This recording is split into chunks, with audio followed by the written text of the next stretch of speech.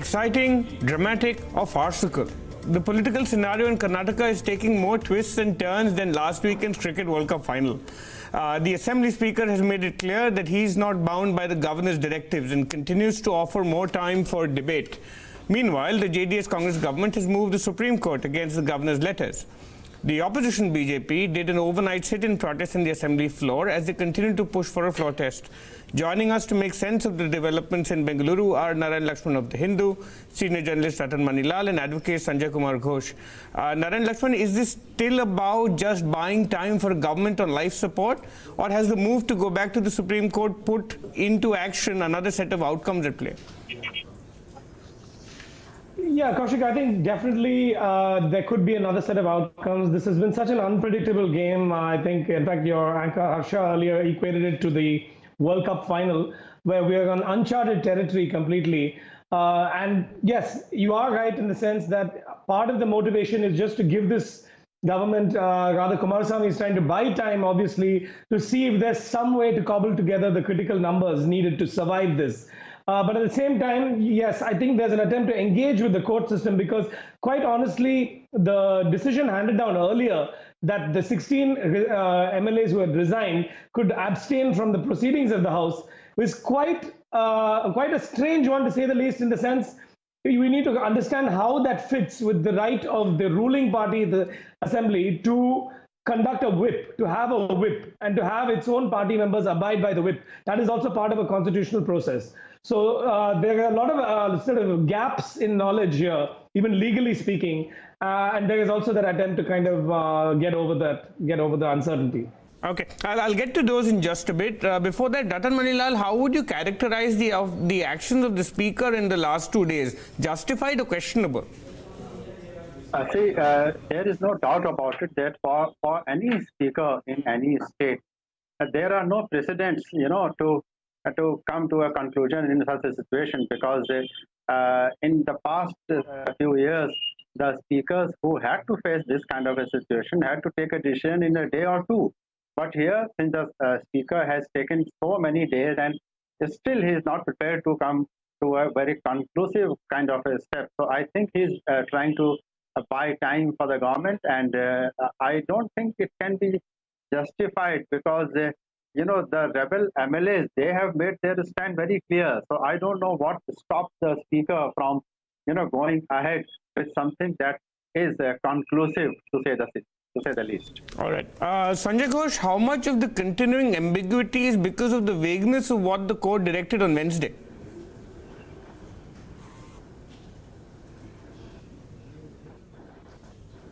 I could not hear your question properly, because directly what you're asking is how much of it is related to the court's intervention. No. I was asking. Okay, I'll ask that again. I was asking how much of the current ambiguity of where this is headed next is because of the vagueness of what the court spelled out on Wednesday. Yes, of course, it is absolutely because of the vagueness of the court orders. First of all, the court's first order interfering and asking the speaker to decide on the disqualification within a day was, in my respectful opinion, not called for and unwarranted. And thereafter, the next decision which came, which said that the MLAs will be free not to attend, and there will be no disqualification, and status quo itself leads to controversy. So yes, you are right. The vagueness of the Supreme Court order has come to bite all the parties, including giving an excuse to the Congress JDS to say we will go back to the Supreme Court and seek a clarification. All right, I'll come back to that. What happened next in a minute. Back to you, Sanjay. Narayan Lakshman, we've had complete radio silence on the developments of the last many days from the central leadership of both parties. Obviously, assuming that the Congress has one right now. What do you make of that? Well, Kaushik, this is a classic situation of, every one of these major parties at the center is very much involved, and certainly, having discussions behind closed doors and so forth. But obviously, they cannot make their presence known publicly or felt except through their own representatives within the state government, within the state. And I think what is very clear is that the BJP, although they had this opportunity as the single largest party to first form the government when they were invited to do so, and then they could not, they have, it would appear, the indication is that they are definitely not giving up on this ambition. And at the same time, I think no party in any state, for not just Karnataka, but other states such as Tamil Nadu or even Kerala or West Bengal, no state which is not already ruled by the BJP can claim to be immune to the influences of this power that the BJP is exerting on the national stage.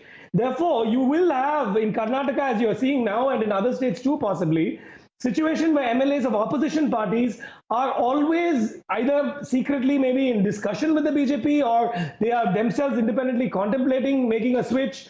These things are going to happen more and more. This is the political India that we live in today, and it is manifested nowhere more clearly than in Karnataka. So I think I want to make one limited point, if I may, Kaushik, which is that this process of discussion to prolong the outcome, it is also within the constitutional right of the ruling combined. It is not unconstitutional. I agree with you. It is frustrating to many people, and even the general public. They may ask, what is this how are you representing a democratic voice here? But even in the US, there is the system of filibuster where you can make speeches and you can prolong a certain process in order to get another outcome. It is not unconstitutional or illegal. So what they have done here is they've done this in order to win some time. Maybe they are doing horse trading, nobody knows, but maybe they've used this to build together some case which they're now taking to the Supreme Court for clarity. So I don't think you're seeing anything unconstitutional happening here, but it's definitely frustrating for everybody, and it's not leading to any sort of clarity in the assembly. Okay, I'll tell you why I asked that earlier question, because unlike last May after the election results where you saw Muralidhar Rao carry out what Amit Shah wanted, you saw Ghulam Nabi Azad, if I remember right, and a couple of others carrying out what Rahul Gandhi or Sonia Gandhi would have instructed, and that alliance taking shape in a matter of hours. You're not overtly seeing any intervention from those central leaders or the presence of them. So in the sense that this is right now, on the face of it, being fought out by Mr. Yadurappa and his allies and his lieutenants on one side, and D.K. Shivakumar for the Congress and the Chief Minister doing what they can. You're not seeing the presence of central leaders as such via us. Is that a fair assessment?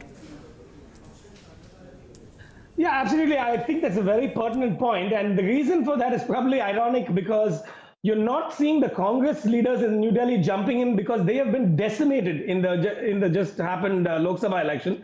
And the BJP and NDA combined, on the other hand, have won a resounding mandate. And neither a very bad loser nor a very great winner would do well to start interfering in state level politics, because both would be criticized for that. The Congress is being challenged, the central leadership is being challenged, it's facing existential questions. Rahul Gandhi stepped down, the party's control, the family's control of the party is in question. In the case of the BJP, it would be the question one would ask them is, you're dominating the political space in so many states. Why do you need to personally go down to Karnataka? You can't let your own people there fight their own battles. So both parties, if you ask me, are staying away, but that doesn't mean they're staying away in reality. They're de facto. They're staying away in the public's eye. Ratan Mani Lal, with the approach to the governor not yielding immediate results for the BJP, what do you expect that party to do next? See, this is, I think, like what happened last night. All the MLAs, continued to sit in the assembly till the day was over. So I don't really think that the BJP is going to, change its strategy today, because what they did yesterday has not changed much at all. So I think they will continue to stick to whatever stand they have taken, and they will continue to, push for some kind of a vote to happen in the assembly, because as very rightly said, both the Congress and the BJP, as far as their central leadership is concerned, they are trying to consciously stay away from the whole drama in Karnataka. But it is very clear that the BJP has got its picture very clear, what they want to happen there. So I think they will not change their strategy much, and going to the Supreme Court is of course an option. All right, Sanjay Ghose, what levers do you find available to force the hand of any of those involved here? The Speaker, the Chief Minister, the rebel MLAs, the Governor, legally or otherwise, what can act as a catalyst to move this current imbroglio forward in any direction? I just wanted to make an intervention. It's very important to understand that the BJP does not want to be seen as trying to pull down this government, which is why consciously they have not brought a vote of no confidence. So please understand, this is a vote of confidence brought by the Chief Minister. And since it's the motion by the Chief Minister, therefore the Chief Minister is open to decide the pace of the motion. If the BJP was so eager to bring down this government, they should have brought a vote of no confidence, which has not been brought here. But however, there's another legal thing which has to be kept in mind, and I think all the parties are saying it clearly. The governor is also within his rights to send messages to the House and also to ask the Chief Minister to prove his confidence. So it could be that if this imbroglio continues for long, then a situation may be created of a breakdown of a constitutional machinery. So we could look at that scenario also. Okay, so in that case, is it open for the governor to go to court saying, I am unable to find it satisfied that I think that the government of the day enjoys the confidence of the House? Is that something that could happen? See, as you know, all judgments have said that the confidence in the government has to be tested only at the floor of the assembly and nowhere else. However, in a situation like this where the government is refusing to conduct the vote of confidence despite the governor's directive, for whatever reason, the governor can take a position that it is apparent that the mandate or the majority is lost by the government of the day, and without going into that, the governor can also say that there is a breakdown of the constitutional machinery because the lawful directive of the governor is not being followed by the elected chief minister. So that is an entire paradigm altogether. But yes, because the court has interfered here in the first place, and because every party is relying upon the Supreme Court order, whichever decision is taken by whichever party, I'm afraid it will be open to judicial challenge by the aggrieved party. All right, I'm going to put a quick round of questions to all of you of what we started on about the power of a party whip. And so let me lay out a hypothetical situation very quickly and then get your reaction on it. If that power to take action against those that are going against the whip is being taken away from individual parties and their chief whips, in the event of, say, these MLAs staying away, they abstain from whatever vote happens, the whips are unable to take any action on what happens to them in the immediacy of after that vote.